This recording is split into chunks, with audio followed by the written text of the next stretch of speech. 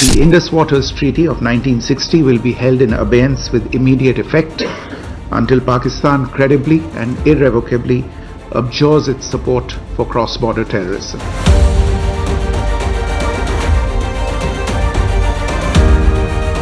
ತಾನೇ ತನ್ಮೇಲೆ ಕಲ್ಲು ಚಪ್ಪಡಿ ಎಳ್ಕೊಳ್ಳೋದನ್ನ ಕಲಿಬೇಕಾಗಿರೋದು ಪಾಕಿಸ್ತಾನದಿಂದ ಮಾತ್ರ. ಯಾಕಂದ್ರೆ ಸ್ವಂತ ನೆಲವನ್ನೇ ಉಗ್ರ ಕೃತ್ಯಗಳಲ್ಲಿ ಬಳಸಿಕೊಳ್ಳೋದಕ್ಕೆ ಬಿಟ್ಟ ಪಾಕಿಸ್ತಾನ ಈಗ ಅದಕ್ಕೆ ದೊಡ್ಡದಾದ ಬೆಲೆ ತೆರಲೇಬೇಕಾಗಿದೆ. ಪಹಲ್ಗಾಮ್ ಭಯೋತ್ಪಾದಕ ದಾಳಿ ಬೆನ್ನಲ್ಲೇ ಭಾರತ ಸರ್ಕಾರ ಭದ್ರತಾ ಸಂಪುಟ ಸಭೆಯಲ್ಲಿ ಅತ್ಯಂತ ಮಹತ್ವದ ನಿರ್ಧಾರಗಳನ್ನು ತೆಗೆದುಕೊಂಡಿದೆ. ಅದರಲ್ಲಿ ಪ್ರಮುಖವಾದದ್ದು ಸಿಂಧೂ ನದಿ ಒಪ್ಪಂದವನ್ನ ಸಸ್ಪೆಂಡ್ ಮಾಡೋ ನಿರ್ಧಾರ. 1960ರಿಂದ ಸಿಂಧೂ ನದಿ ಒಪ್ಪಂದ ಭಾರತ ಪಾಕಿಸ್ತಾನದ ಮಧ್ಯೆ ಇತ್ತು. ಇದು ರಾಜತಾಂತ್ರಿಕ ನಿಟ್ಟಿನಲ್ಲಿ ಭಾರತದ ಅತಿ ದೊಡ್ಡ ಕ್ರಮ ಅಂತ ಹೇಳಿದ್ರೆ ತಪ್ಪಾಗೋದಿಲ್ಲ. ಪಾಕಿಸ್ತಾನದ ಪಾಲಿಗೆ ಇಂಡಸ್ ಅಥವಾ ಸಿಂಧೂ ಕೇವಲ ನದಿಯಲ್ಲ, ಜೀವನದಿ. ಸಿಂಧೂ ನದಿ ಇಲ್ಲದೆ ಪಾಕಿಸ್ತಾನದ ಜನಜೀವನವನ್ನ ಊಹೆ ಮಾಡಿಕೊಳ್ಳೋದಕ್ಕೂ ಕೂಡ ಸಾಧ್ಯ ಇಲ್ಲ. ಇಲ್ಲಿ ತನಕ ಪಾಕ್ ಪ್ರಾಯೋಜಿತ ಭಯೋತ್ಪಾದನೆಗಳಾದ ನಂತರ ಅಲ್ಲಿನ ನಾಗರಿಕರ ಬಗ್ಗೆ ಕನಿಕರ ತೋರ್ತಾ ಇದ್ದ ಭಾರತ ಸಿಂಧೂ ನದಿ ಒಪ್ಪಂದವನ್ನ ಕಂಟಿನ್ಯೂ ಮಾಡ್ತಾ ಇತ್ತು. ಇಲ್ಲಿ ಪಾಕಿಸ್ತಾನಕ್ಕೆ ಸಿಂಧೂ ನದಿಯ ಒಪ್ಪಂದ ಯಾಕೆ ತುಂಬಾ ಇಂಪಾರ್ಟೆಂಟ್ ಗೊತ್ತಾ? ಪಾಕಿಸ್ತಾನ ವಿಶ್ವದಲ್ಲಿಯೇ ಅತ್ಯಂತ ಬರಪೀಡಿತ ದೇಶಗಳಲ್ಲೊಂದು. ಇಡೀ ಪಾಕಿಸ್ತಾನ ವಾರ್ಷಿಕವಾಗಿ ಸರಾಸರಿ 240 mm ಮಳೆ ಮಾತ್ರ ಪಡೆದುಕೊಳ್ಳುತ್ತೆ. ಹೀಗಿರುವಾಗ ಅವರಿಗೆ ಭಾರತದಿಂದ ಬರುವ ಸಿಂಧೂ ನದಿ ನೀರು ತುಂಬಾ ಮುಖ್ಯ. ಪಾಕಿಸ್ತಾನದ 76% ನೀರು ಬರೋದು ಬಾಹ್ಯ ಮೂಲಗಳಿಂದ, ಅದರಲ್ಲೂ ಪ್ರಮುಖವಾಗಿ ಇಂಡಸ್ ಅಥವಾ ಸಿಂಧೂ ಅಂತ ಹೇಳಲಾಗೋ ನದಿಯಿಂದ. ಪಾಕಿಸ್ತಾನ 90% ಕೃಷಿ ಚಟುವಟಿಕೆಗಳು ಇಂಡಸ್ ನದಿಯ ನೀರಾವರಿ ಮೇಲೇನೆ ಡಿಪೆಂಡ್ ಆಗಿದೆ. ಪಾಕಿಸ್ತಾನದ ಅತ್ಯಂತ ಪ್ರಮುಖ ಬೆಳೆಗಳಾದ ಗೋಧಿ, ಭತ್ತ, ಹತ್ತಿ ಬೆಳೆಯುವುದಕ್ಕೂ ಸಿಂಧೂ ನದಿ ನೀರು ಬೇಕೇ ಬೇಕು. ಇನ್ನು ನಿಸ್ಸಂಶಯವಾಗಿ ಸಿಂಧೂ ನದಿ ಹಾಗೂ ಅದರ ಉಪನದಿಗಳಿಂದ ಪಾಕ್ ಜಿಡಿಪಿಯ 24%, 45% ಉದ್ಯೋಗಗಳು, 60% ರಫ್ತುಗಳಿಗೆ ಶಕ್ತಿಯನ್ನ ಕೊಡುತ್ತೆ. ಈ ಒಪ್ಪಂದ ಪಾಕ್ ಅನ್ನ ಭಾರತದ ಮೇಲ್ಮುಖ ನಿಯಂತ್ರಣದಿಂದ ರಕ್ಷಣೆ ಮಾಡುತ್ತೆ, ಸ್ಥಿರತೆಗೆ ಪ್ರಮುಖ ಆದ್ಯತೆಯನ್ನ ಕೊಡುತ್ತೆ. ಪಾಕಿಸ್ತಾನದ ಮನೆಗಳು, ಇಂಧನ ಕಾರ್ಖಾನೆಗಳು ಮತ್ತು ನಗರಗಳಿಗೆ ಸಿಂಧೂ ನದಿಯ ನೀರು ಅತ್ಯಗತ್ಯ. ಎಲ್ಲದಕ್ಕಿಂತ ಬಹಳ ಇಂಪಾರ್ಟೆಂಟ್ ಅಂದ್ರೆ ಪಾಕಿಸ್ತಾನದ ಬಳಿ ಪ್ಲಾನ್ ಬಿ ಇಲ್ಲವೇ ಇಲ್ಲ. ಸಿಂಧೂ ಇಲ್ಲದೆ ಇದ್ರೆ ಪಾಕಿಸ್ತಾನ ನೀರಿನ ದೊಡ್ಡ ಮಟ್ಟದ ಅಭಾವವನ್ನ ಫೇಸ್ ಮಾಡಬೇಕಾಗತ್ತೆ. ಈ ಇಂಡಸ್ ಜಲ ಒಪ್ಪಂದ ಏನು ಅಂತ ಹೇಳೋದಾದ್ರೆ, ಪುಲ್ವಾಮಾ ದಾಳಿಯ ವೇಳೆ ಪ್ರಧಾನಿ ನರೇಂದ್ರ ಮೋದಿ ರಕ್ತ ಹಾಗೂ ನೀರು ಒಟ್ಟಿಗೆ ಹರಿಬಾರದು ಅನ್ನೋ ಹೇಳಿಕೆಯನ್ನ ಕೊಟ್ಟಿದ್ರು. ಆ ಹಂತದಲ್ಲಿ ಮೋದಿ ಇಂಡಸ್ ವಾಟರ್ ಕಮಿಷನ್ನ ಸಭೆಯನ್ನ ರದ್ದು ಮಾಡೋ ತೀರ್ಮಾನವನ್ನ ಕೈಗೊಂಡಿದ್ರು. 1960ರ ಸೆಪ್ಟೆಂಬರ್ 19ರಂದು ಭಾರತ ಹಾಗೂ ಪಾಕಿಸ್ತಾನ ನಡುವೆ ಈ ಒಪ್ಪಂದ ನಡೆದಿತ್ತು. ವಿಶ್ವ ಬ್ಯಾಂಕ್ನ ಮಧ್ಯಸ್ಥಿಕೆಯಲ್ಲಿ ಆಗಿನ ಪ್ರಧಾನಿ ಜವಾಹರ್ಲಾಲ್ ನೆಹರು ಹಾಗೂ ಪಾಕಿಸ್ತಾನದ ಅಧ್ಯಕ್ಷ ಆಯೂಬ್ ಖಾನ್ ಈ ಒಪ್ಪಂದಕ್ಕೆ ಸಹಿ ಹಾಕಿದ್ರು. ಭಾರತ ಹಾಗೂ ಪಾಕಿಸ್ತಾನದ ನಡುವೆ ಹರಿಯೋದು ಸಿಂಧೂ ನದಿ ಮಾತ್ರವೇ ಅಲ್ಲ, ಹಲವು ಉಪನದಿಗಳು ಕೂಡ ಹರಿಯುತ್ತೆ. ಬಿಯಾಸ್, ರಾವಿ, ಸಟ್ಲೇಜ್ ನದಿಯ ಉಸ್ತುವಾರಿ ಭಾರತ ನೋಡ್ಕೊಂಡಿದ್ರೆ, ಸಿಂಧೂ, ಚೆನಾಬ್ ಹಾಗೂ ಝೇಲಂ ನದಿಯನ್ನ ಪಾಕಿಸ್ತಾನ ನಿರ್ವಹಣೆ ಮಾಡುತ್ತೆ. ಈ ಒಪ್ಪಂದದ ಪ್ರಕಾರ ಭಾರತ ಇಂಡಸ್ ನದಿಯಿಂದ ಕೇವಲ 20% ನೀರನ್ನ ಮಾತ್ರ ಬಳಕೆ ಮಾಡುತ್ತೆ. ಇದನ್ನ ನೀರಾವರಿ, ವಿದ್ಯುತ್ ಉತ್ಪಾದನೆ ಹಾಗೆ ಟ್ರಾನ್ಸ್ಪೋರ್ಟ್ಗಾಗಿ ಬಳಸಿಕೊಳ್ಳುತ್ತೆ.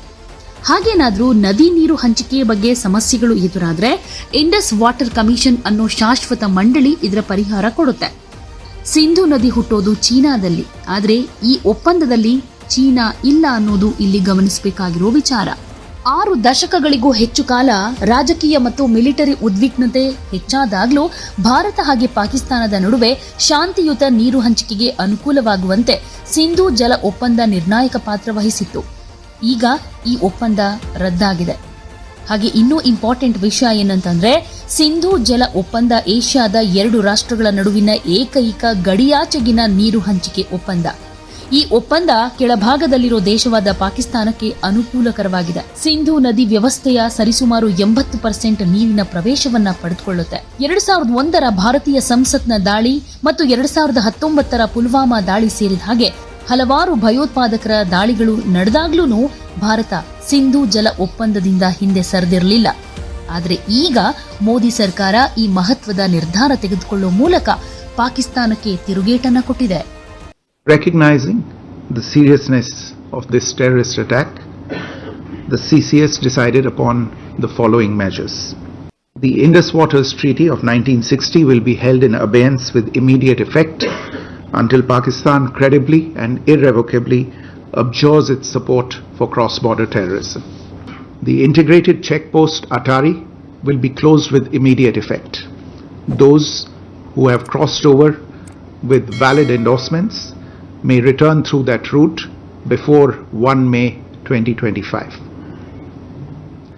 Pakistani nationals will not be permitted to travel to India under the SARC visa exemption scheme visas. Any SVAS visas issued in the past to Pakistani nationals are deemed cancelled. Any Pakistani national currently in India under SVES visa has 48 hours to leave India. ಇನ್ನು ಈ ಪೆಹಲ್ಗಾಮ್ನಲ್ಲಿ ದಾಳಿ ಪಾಕಿಸ್ತಾನದಲ್ಲಿ ಅಷ್ಟೊಂದು ಸುದ್ದಿ ಆಗಲಿಲ್ಲ ಅಂದ್ರೂ ಪಾಕಿಸ್ತಾನದ ಬಹುತೇಕ ವೆಬ್ಸೈಟ್ಗಳಲ್ಲಿ ಭಾರತದ ಇಂಡಸ್ ನಿರ್ಧಾರವೇ ಹೆಡ್ಲೈನ್ ಆಗ್ಬಿಟ್ಟಿದೆ. ಪಾಕಿಸ್ತಾನದ ಪ್ರಮುಖ ಪತ್ರಿಕೆ Dawn Pahalgam attack India suspends Indus water ಸ್ಟ್ರೇಲಿ with immediate effect closes Attari border check post ಅನ್ನೋ ಟೈಟಲ್ನಲ್ಲಿ ಪ್ರಧಾನ ಸುದ್ದಿಯಾಗಿ ಪೋಸ್ಟ್ ಆಗಿದೆ. ಇನ್ನು ಡೈಲಿ ಟೈಮ್ಸ್ ಪತ್ರಿಕೆ, ಪಾಕಿಸ್ತಾನದ ಅಬ್ಸರ್ವರ್ ಪತ್ರಿಕೆಯಲ್ಲೂ ಕೂಡ ಇದೇ ಹೆಡ್ಲೈನ್ ಸುದ್ದಿಯಾಗ್ತಾ ಇದೆ. ಭಾರತದ ಇಂಡಸ್ ನಿರ್ಧಾರದ ಬೆನ್ನಲ್ಲೇ ಪಾಕಿಸ್ತಾನದ ಪ್ರಧಾನಿ ಶೆಹಬಾಜ್ ಶರೀಫ್ ಇವತ್ತು ರಾಷ್ಟ್ರೀಯ ಭದ್ರತಾ ಸಮಿತಿಯ ತುರ್ತು ಸಭೆಯನ್ನ ಕರೆದಿದ್ದಾರೆ. ಈ ಪ್ರಕಟಣೆಯನ್ನ ವಿದೇಶಾಂಗ ಸಚಿವ ಇಶಾಕ್ ದಾರ್ ಅವರು ಎಕ್ಸ್ನಲ್ಲಿ ತಡರಾತ್ರಿ ಪೋಸ್ಟ್ ಮಾಡುವ ಮೂಲಕ ಕನ್ಫರ್ಮ್ ಕೂಡ ಮಾಡಿದ್ದಾರೆ. ಪಾಕಿಸ್ತಾನದ ಭದ್ರತೆ ಮತ್ತು ವಿದೇಶಾಂಗ ನೀತಿ ವಿಷಯಗಳಿಗೆ ಸಂಬಂಧಪಟ್ಟ ಹಾಗೆ ಅತ್ಯುನ್ನತ ವೇದಿಕೆಯಾದ ಎನ್ಎಸ್ಸಿ ಅಧಿಕೃತ ಪ್ರತಿಕ್ರಿಯೆಯನ್ನು ರೂಪಿಸುವುದಕ್ಕೆ ಸಭೆ ಸೇರುತ್ತೆ. ಎನ್ಎಸ್ಸಿ ಸೇನಾ ಮುಖ್ಯಸ್ಥರು ಹಾಗೆ ಪ್ರಮುಖ ಕ್ಯಾಬಿನೆಟ್ ಮಂತ್ರಿಗಳನ್ನ ಕೂಡ ಇದು ಒಳಗೊಂಡಿರುತ್ತೆ. ಒಟ್ನಲ್ಲಿ ಪೆಹಲ್ಗಾಮ್ ಉಗ್ರರ ದಾಳಿಗೆ ಭಾರತ ತಕ್ಕ ತಿರುಗೇಟನ್ನ ಕೊಟ್ಟಿದೆ. ಉಗ್ರರನ್ನ ಬಿಟ್ಟು ಭಾರತದಲ್ಲಿ ನರಮೇಧ ನಡೆಸಿದ ಪಾಕಿಸ್ತಾನಕ್ಕೆ ಭಾರತ ಮುಟ್ಟಿ ನೋಡ್ಕೊಳ್ಳೋ ಹಾಗೆ ಮಾಡಿದೆ. ಪಾಕಿಸ್ತಾನದ ಮೇಲೆ ಭಾರತ ಜಲ ಬಾಂಬ್ ಅನ್ನ ಪ್ರಯೋಗ ಮಾಡಿದೆ. ಅಂದ್ರೆ ಸಿಂಧೂ ನದಿ ನೀರಿನ ಒಪ್ಪಂದದಂತೆ ಪಾಕಿಸ್ತಾನಕ್ಕೆ ನೀಡಲಾಗ್ತಿದ್ದ ನೀರನ್ನ ಈ ಕ್ಷಣದಿಂದಲೇ ಭಾರತ ತಡೆ ಹಿಡಿದಿದೆ. ಈಗ ಪಾಕಿಸ್ತಾನಕ್ಕೆ ಕುಡಿಯೋ ನೀರಿನ ಆತಂಕ ಎದುರಾಗಿದ್ದು ಹೊಟ್ಟೆಗಂತೂ ಹಿಟ್ಟಿಲ್ಲ, ಈಗ ಕುಡಿಯೋಕ್ಕೂ ನೀರಿಲ್ಲ ಅನ್ನೋ ಪರಿಸ್ಥಿತಿ ನಿರ್ಮಾಣವಾದ್ರೂ ಆಶ್ಚರ್ಯ ಪಡಬೇಕಾಗಿಲ್ಲ. ಮಾಡಿದ್ದುಣ್ಣೋ ಮಹಾರಾಯ ಅನ್ನೋ ಹಾಗೆ ಈಗ ಪಾಕಿಸ್ತಾನಕ್ಕೆ ಬುದ್ಧಿ ಕಲಿಸೋದಕ್ಕೆ ಭಾರತ ಅನೇಕ ಕಠಿಣ ನಿರ್ಧಾರಗಳಲ್ಲಿ ತೆಗೆದುಕೊಂಡಿರೋ ಸಿಂಧೂ ನದಿ ಒಪ್ಪಂದ ಕೂಡ ಇಂಪಾರ್ಟೆಂಟ್ ರೋಲ್ ಪ್ಲೇ ಮಾಡುತ್ತೆ. In the briefing to the CCS, the cross-border linkages of the terrorist attack were brought out.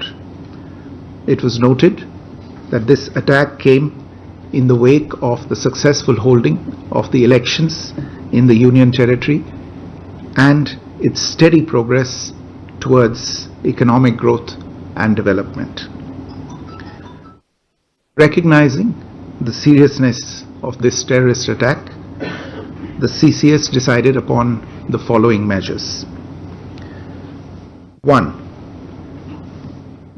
The Indus Waters Treaty of 1960 will be held in abeyance with immediate effect until Pakistan credibly and irrevocably abjures its support for cross-border terrorism.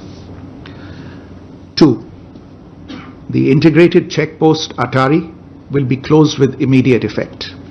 Those who have crossed over with valid endorsements may return through that route before 1 May 2025. 3.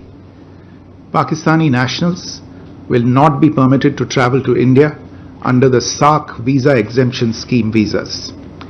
Any SVAS visas issued in the past to Pakistani nationals are deemed cancelled.